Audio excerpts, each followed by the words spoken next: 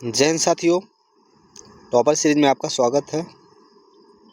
जो बच्चा Bihar board class 10th का 2027 में एग्ज़ाम देने वाला है, कृपया वो इस वीडियो को कभी भी मिस ना करें और डेली का डेली क्लास को ज्वाइन करें, क्योंकि ऑब्जेक्टिव के जो क्वेश्चन हो गए अब 50% हो गए हैं। अगर तुम डेली क्लास ज्वाइन करते हो तो तुम्हें ऑब्जेक्टिव क्लास जो है मतलब ऑब्जेक्टिव क्वेश्चन के लिए टेंशन समाप्त हो जाएंगे। तो डेली ज्वाइन होने के लिए चैनल को सब्सक्राइब कर लो, ठीक है। तो चलो आज के जो है क्लास हम शुरू करते हैं। कहता है निम्नलिखित में कौन अजैव न्यूनीकरण है। तो अजैव मतलब कि जैविक पदार्थों से बना ना हो, यानी कि प्लास्टिक। अनुकुंचन गतियां होती है। अनुकुंचन जो गतियां होती है बाबू दिशाहीन है। कैसी गतियां हैं? दिशाहीन गतियां हैं। ओजोन परत पृथ्वी पे जीवन के लिए महत्वपूर्ण क्यों है? क्योंकि वह अवशोषित करती है। किस चीज़ को अवशोषित करती है? तो वह पराबैंगनी किरणों को अवशोषित करने के लिए जिम्मेवार है। कौन सा? ओजोन परत। सही है।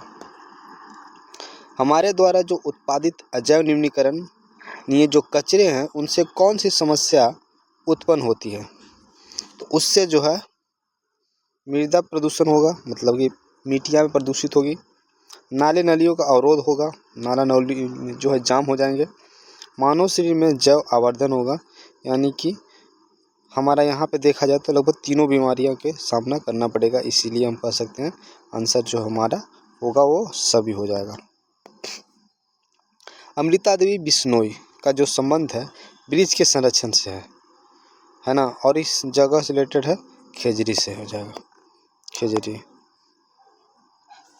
मस्तिष्क का कौन सा भाग शरीर की स्थिति तथा संतुलन को अनुसरण करता है? तो मस्तिष्क का कौन सा भाग शरीर की स्थिति तथा संतुलन, स्थिति और संतुलन को बनाए रखने का काम कौन है? अनुमस्तिष्क का है। किसका? अनुमस्तिष्क का है। एस्ट्रोजन स्रावित होता है। तो एस्ट्रोजन जो है, एस्ट्रोजन वो अंडाशय द्वारा स्रावित होगा। गुणसूत्र बने होते हैं। गुणसूत्र किसके बने होते हैं? तो गुणसूत्र जो है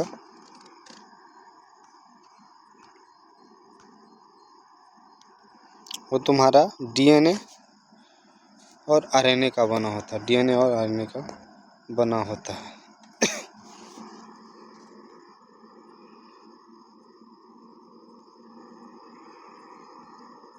कहता निम्न में कौन परिवार नियोजन का साधन में प्रयुक्त प्रभावी उपाय है? कौन हो जाएगा? लूप हो जाएगा, कॉन्डोम हो जाएगा, कॉपर्टी हो जाएगा। यानी तीनों हो जाएगा आंसर। जैव विकास का सर्वप्रथम किसने समझाया था? जैव विकास को सबसे पहले किसने समझाया? तो लैमार्क द्वारा समझाया गया था। जैव विकास को सबसे पहले किसने समझाया? तो लैमार्क ने समझाया था। इनमें से कौन वन आहार श्रृंखला बनाता है? वन आहार श्रृंखला की अगर बात करें तो यहाँ देखो, घास हिरण खाया, हिरण को बाघ खा गया, यानी आंसर हो जाएगा हमारा डी।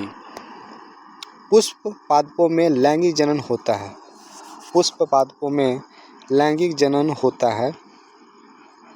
तो पुष्प पादप मतलब पुष्पी जो पुष्प वाले जितने भी पौधे उसमें जो लैंगिक जनन होता है वो फूलों के द्वारा हो जाएगा। किसके द्वारा हो जाएगा? तो फूलों के द्वारा हो जाएगा।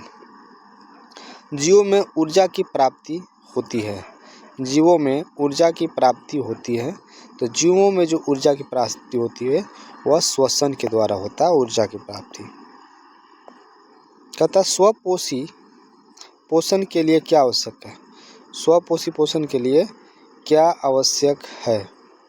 तो स्वपोषी यानी जो अपने आप से पोषण करता है उसको सूर्य का प्रकाश चाहिए, CO2 भी चाहिए, क्लोरोफिल होना चाहिए, यानी कि सभी आंसर हो जाएगा। ऑक्सीजन है ना, ऑक्सीजन सभी प्रकार के वायवीय जीवों के लिए आवश्यक है, जबकि ओजोन एक घातक विष है। क्या है? ओजोन एक घातक विष हो जाएगा, यानी कि ये आंसर हो जाएगा। चिपको आंदोलन किस वर्ष प्रारंभ हुआ था? चिपको आंदोलन किस वर्ष प्रारंभ हुआ था? चिपको आंदोलन जो हो जाएगा हमारा कब? 1970 में हुआ था। कब हुआ था? 1970 में। उपभोक्ता को कितनी श्रेणी में बांटा गया है? तो उपभोक्ता को लगभग 3 श्रेणियों में बांटा गया है। लड़कियां के चेहरे पर फुंसियाँ जो आती है उसका कारण क्या है, यानी क्यों आती है? तो उसका कारण है कि त्वचा के अधिक तैलीय होने के कारण, है ना। त्वचा को अधिक तैलीय होने के कारण चेहरे पे फुंसियाँ आती है। हार्मोन स्रावित होता है। हार्मोन्स जो है, हार्मोन वो कहाँ से स्रावित होता है? अंतःस्रावी ग्रंथि से स्रावित होगा। कहाँ से? अंतःस्रावी ग्रंथि से। मानव में वृद्धि हार्मोन स्रावित होता है। मानव में जो वृद्धि हार्मोन है वह कहाँ से स्रावित होता है? तो पिट्यूटरी ग्लैंड से होता है, यानी पीयूष ग्रंथि से हो जाएगा।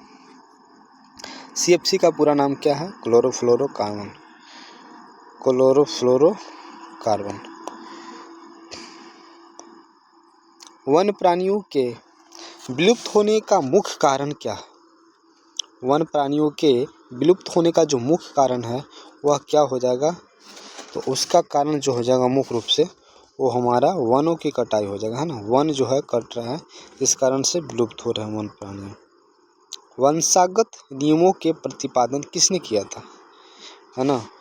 वंशागत जो नियम है उसको प्रतिपादन किसने किया था? जॉन मेंडल के द्वारा किया था। जीन के बारे में किसने बताया था? जॉन मेंडल के। मनुष्य के शरीर की सबसे बड़ी ग्रंथि कौन हो जाएगा? तो सबसे बड़ी ग्रंथि की बात करें तो लीवर हो जाएगा। कहता मानव हार्मोन को जो रुधिर में शर्करा स्तर को नियंत्रण कर में मदद करता है वह क्या है? तो वो है इंसुलिन। इंसुलिन अगर किसी को अगर चीनी या डायबिटीज अगर हो जाता है तो वो किसका सुई लेता है? यही इंसुलिन का ही सुई लेता है। मस्तिष्क उत्तरदायी है। तो मस्तिष्क जो है हमें शरीर के संतुलन बनाने के लिए उत्तरदायी है, हृदय के स्पंदन के लिए उत्तरदायी है और सोचने के लिए, यानी कि सभी के लिए उत्तरदायी है। निम्न में से कौन एक भूमिगत जल का उदाहरण है? निम्नलिखित में से कौन एक भूमिगत जल का उदाहरण है? तो भूमिगत जल का जो अगर बात करें तो कौन हो जाएगा? कुआं हो जाएगा। कुआं जो है भूमिगत जल का उदाहरण है। क्यों? क्योंकि तालाब में पानी वर्षा की भर जाती है। नदियाँ जो है पहाड़ से आता है, समुद्र नदियों से बनता है, लेकिन कुआं जो खोदा जाता है भूमिगत जल के लिए खोदा जाता है। ओजोन परत पाया जाता है। ओजोन परत जो है ना ये ऊपरी सतह में पाया जाएगा। वायुमंडल के ऊपरी सतह में कौन पाया जाएगा? ओजोन मंडल पाया जाएगा। मनुष्य और तिलचट्टा निम्न में से किस श्रेणी के जंतु हैं? मनुष्य और तिलचट्टा इन दोनों जो है किस श्रेणी के हो जाएंगे? सर्वाहारी में हो आएंगे। इसमें सर्वाहारी। कवक में पोषण की कौन सी विधि होती है? कवक में पोषण की कौन सी विधि हो जाएगा? तो कवक में जो पोषण है वो मृतजीवी पोषण है। फंगी में बोले तो कौन सी, फंगी के अंदर कौन सा हो जाएगा? मृतजीवी हो जाता है। सरदार सरोवर बांध किस नदी पर निर्मित हुआ था? सरदार सरोवर बांध किस नदी पर निर्मित हुआ? तो सरदार सरोवर बांध जो है नर्मदा नदी पे। सरदार सरोवर बांध किस नदी पे? नर्मदा नदी पर हो जाएगा। पौधों में वाष्पोत्सर्जन किस भाग में होता है? पौधों में वाष्पोत्सर्जन किस भाग में हो जाएगा? तो पत्तियों में होता है। किसमें? पत्तियों के अंदर। रक्त निम्न में से क्या है? तो रक्त जो है एक प्रकार की उत्तक है। क्या है? उत्तक है। कौन सी उत्तक है? संयोजी उत्तक, तरल संयोजी उत्तक हो जाएगा। जीवों में रासायनिक समन्वय होता है। जीवों में जो रासायनिक समन्वय होता है वो हार्मोन्स द्वारा होता है। किसके द्वारा? हार्मोन्स द्वारा। समान स्वास्थ्य व्यक्ति के रक्तचाप कितना हो जाएगा? जो नॉर्मल आदमी उसका बीपी का लेवल का होता है 120/80 हो जाता है। गर्म जल प्राप्त करने के लिए, गर्म जल प्राप्त करने के लिए हम सौर जल उष्मक का उपयोग करते हैं। दिन में नहीं कर सकते। कौन सी दिन में नहीं कर सकते? सवाल ये है। तो बादलों वाले दिन में नहीं करेंगे, बाकी जो है हो जाएगा। तो कौन आंसर हो जाएगा? ए। जैव विविधता का विशिष्ट स्थल क्या है कहलाती है? तो जल मंडल का विशिष्ट हॉटस्पॉट की बात करें तो कौन हो जाएगा? जंगल हो जाएगा, वन हो जाएगा। मुकुलन द्वारा अलैंगिक जनन कौन करेगा? तो मुकुलन द्वारा ईस्ट करता है। कौन? ईस्ट। ईस्ट जो है मुकुलन द्वारा अपना जनन करेगा। मनुष्य में कितने जोड़े गुणसूत्र पाए जाते हैं? तो मनुष्य में 23 जोड़े गुणसूत्र पाए जाएंगे। कहता सौर ऊर्जा जीवमंडल में निम्न में से किसके द्वारा प्रवेश करती है? सौर ऊर्जा जीवमंडल में निम्न में से किसके द्वारा प्रवेश करती है? तो किसके द्वारा हो जाएगा? हरे पौधों के द्वारा। किसके द्वारा? हरे पौधे। पृथ्वी पर कितने प्रतिशत भाग में जल पाया जाता है? कितने प्रतिशत भाग में जल पाया जाता है? तो पृथ्वी पर कितने प्रतिशत भाग जल पाया जाएगा? तो लगभग 70%। स्त्री में गर्भावधि का समय बोले अगर तो लगभग 270 दिन हो जाएगा।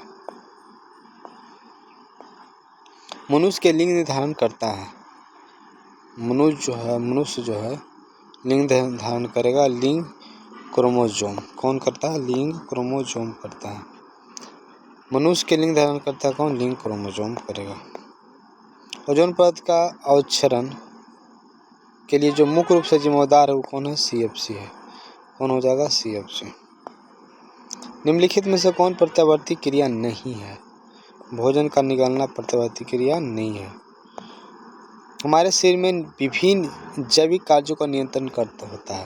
हमारे शरीर में विभिन्न जैविक कार्यों का नियंत्रण होता है ना? तंत्रिका द्वारा। इनमें से कोई नहीं, तंत्रिका और रसायन दोनों द्वारा। कहता पुष्प का कौन सा भाग परागकण बनाता है? तो पुष्प का जो है पुंकेसर है ना, वह क्या बनाता है? परागकण बनाता है। पुंकेसर क्या बनाता है? परागकण बनाता है। निम्न में से कौन सा भूमिगत जल का उदाहरण है? तो भूमिगत जल का उदाहरण कुआं भी सवाल में आया था। और जिन अवस्थित होते हैं है ना, केंद्रक में होते हैं। कहाँ पे होते हैं? केंद्रक में। अनुवांशिकी का पिता कहा जाता है किसे? अनुवांशिकी का जो पिता है वह मेंडल को कहा जाता है। किससे कहा जाता है? मेंडल को। अवशेष अंग का उदाहरण है। अवशेष अंग का उदाहरण है तो इसमें जो अवशेष अंग का जो उदाहरण हो जाएगा वो तुम्हारा कर्ण, पलव, पेशियाँ, निषेचन पटल, पुच्छ के शुरू के हैं। यानी तीनों जो है अवशेष का अंग का उदाहरण है। यानी कि आंसर हमारा क्या हो जाएगा? सभी हो जाएगा। तो जो भी एक चीज़ हम कहना चाहूँगा, लगभग आपको ये 10 से 12 मिनट का वीडियो होता है जिसमें हम लगभग 50 क्वेश्चन कराते हैं। कितने क्वेश्चन कराते हैं? 50 क्वेश्चन। अगर तुम्हें भाई 10 मिनट देने से अगर 50 क्वेश्चन अगर कंप्लीट होता है एक दिन में, यानी कि 10 दिनों के अंदर 500 क्वेश्चन हो जाएगा। 500 क्वेश्चन 10 दिन में। और महीना में तुम्हारा जो है 1500 क्वेश्चन हो जाता है। तो हम तो कहेंगे कि इसमें समय देना चाहिए तुम्हें, है ना? तो कृपया समय दो और चैनल को सब्सक्राइब कर लो। मिलते हैं अगले वीडियो में, तब तक के लिए जय हिंद।